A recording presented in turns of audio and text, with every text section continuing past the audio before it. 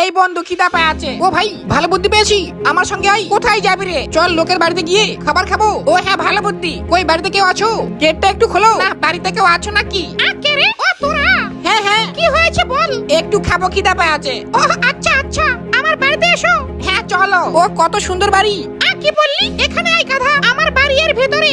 ও তাই? এই বন্ধু বাড়ি কেমন হয় জীবনেও দেখিনি। ফুট পাগল, আমিও দেখিনি।